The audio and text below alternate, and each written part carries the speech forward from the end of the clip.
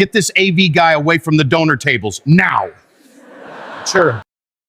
Garrett Whitfield said it loud. Not accidentally loud. Deliberately loud. The kind of loud that turns heads across a catered room. Every nearby conversation stopped. Phones stayed in pockets, but eyes moved fast. Nobody stepped in. And that made the silence worse. The venue was the Caldwell Institute, one of DC's most respected policy think tanks. That Thursday evening, the grand ballroom had been transformed with white linen, endless crystal stemware, and name cards printed in gold. Tickets ran $1,500 per seat. A live stream rig was broadcasting the entire event to a national audience. The occasion, a formal dinner to introduce the Institute's newly seated board of directors. Jerome Carter had arrived early, not as a guest, but because the lead AV technician had called in sick 2 hours before doors opened. Jerome knew the system. He ran the pre-check himself. Garrett Whitfield spotted him near the head table, adjusting a wireless microphone. Black man, polo shirt, lanyard with a tech credential. That was enough.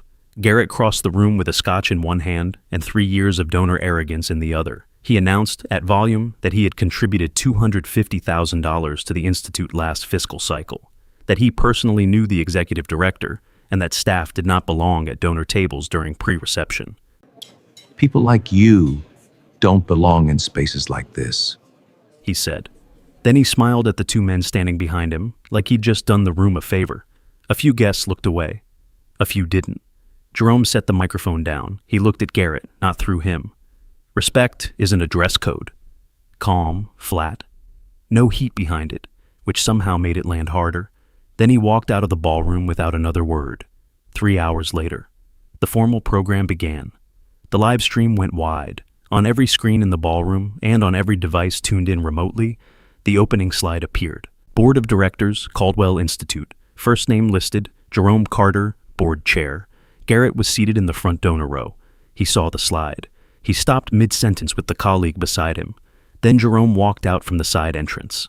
Not a polo shirt this time. Charcoal suit, pocket square, board credential clipped at the lapel. The Institute's executive director met him at the podium with a handshake and a warm introduction. The live stream lower third locked in. Jerome Carter, board chair, heads turned. Not toward the podium. Toward Garrett. Jerome didn't look for him. He didn't need to. He leaned into the microphone and opened the evening with 11 words. The most powerful thing in any room is someone who knows their worth. The applause started before he finished the sentence.